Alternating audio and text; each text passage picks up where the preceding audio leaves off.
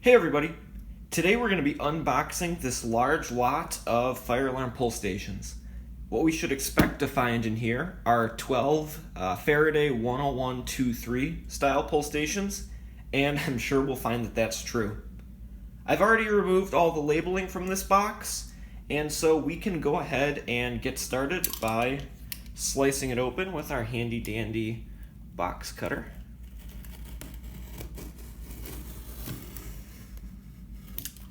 I think I'll have to do a pass down the sides too. This is pretty well taped. Alright. I believe we're making some progress there.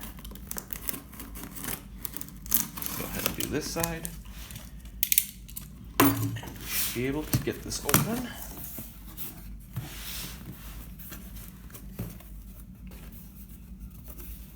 Shielding the camera slightly just to see if there's a packing slip on here that might have address information on it. I don't believe it does. So, you can see right on the top we have the key. This lot came with just one of these pretty much triangular keys for these pull stations.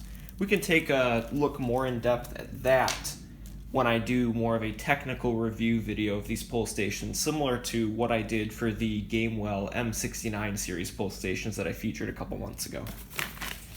So it looks like what I'm going to find in here is that each of these stations is wrapped up individually in newspaper. So let's go ahead and unwrap one of these.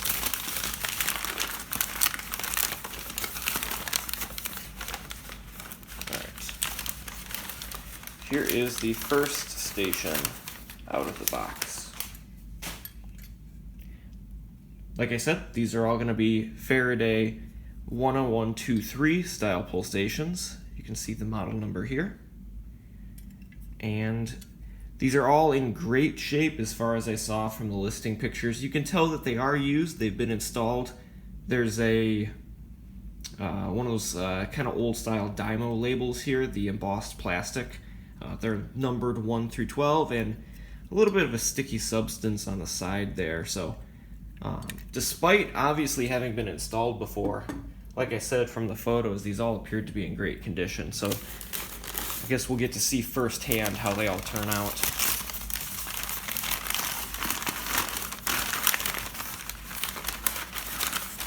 Opening up the second unit now. And we have number 11 out of the box. You can see that the glass brake rods are still installed in these stations. Again, according to the listing, I should have all 12 of these stations with the brake rods still intact. Let's grab this one.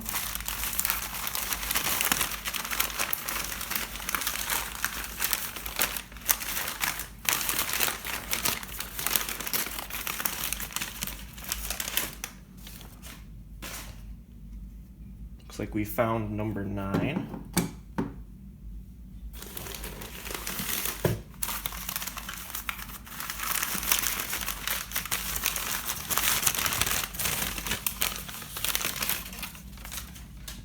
Here's number 3.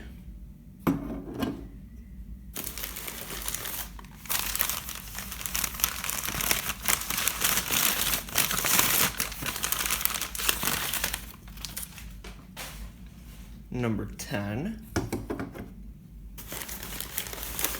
Of course, there's no difference between any of these stations based on the number. It's likely just a numbering that was put on to be able to identify all the stations, the building, for purposes of tracking. Uh-oh, and I believe I just might have seen some glass fall out of this one.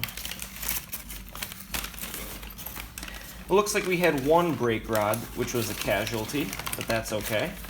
Looks like this is station number 5. We lost the brake rod. I'd say if we only lose the brake rod on a couple stations, we're probably in pretty good shape. So I'll have to try to see where the little bits from the brake rod fell onto the ground. Hopefully it didn't go too far. So here we have number 5 with no brake rod.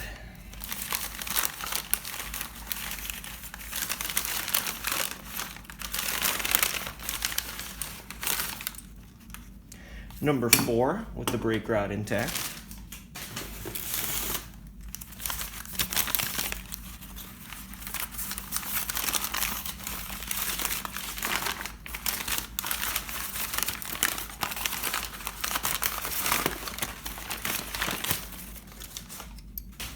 Here's number 2.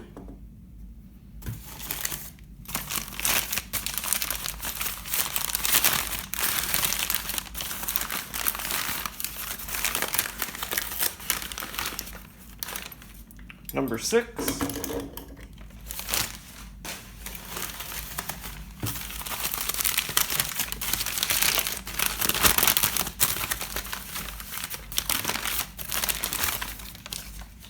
Number 8. Let's see, looks like we have 10 laid out so far, so these will be the last 2. Number 1. Good old number 1.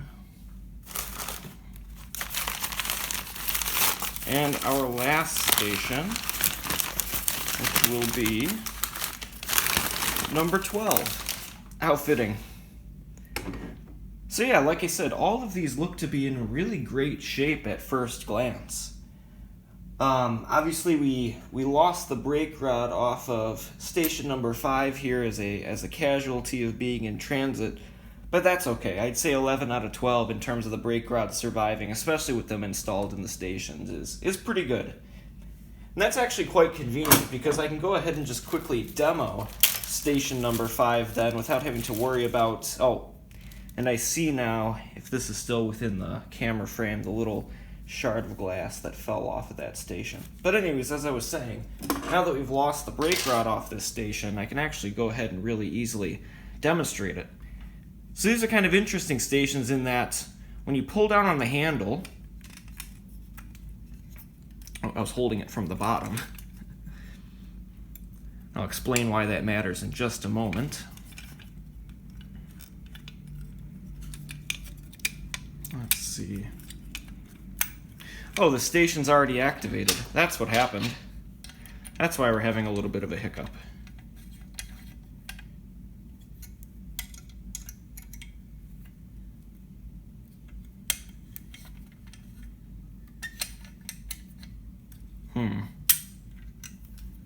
Oh, here we go. So you can see I've just taken these out of the box. Don't know much about how they operate yet.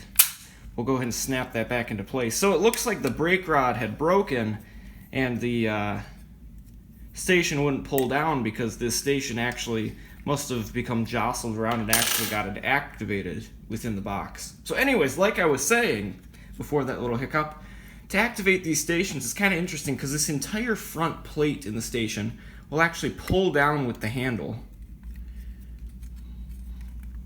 It's quite difficult to do with one hand. So, there we go, you can see it pop down. We get this marking here on the bottom which indicates it's been activated.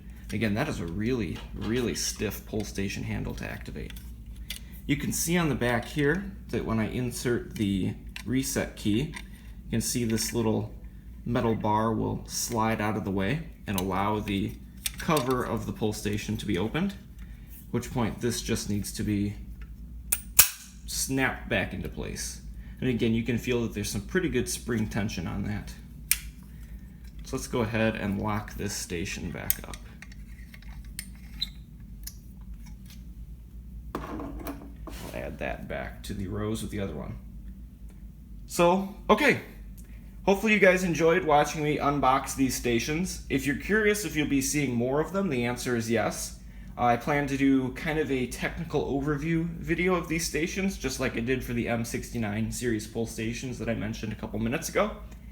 And if you're interested in eventually owning one of these stations, we'll have to see. I certainly don't need 12 of them, and I'll have more information on that forthcoming.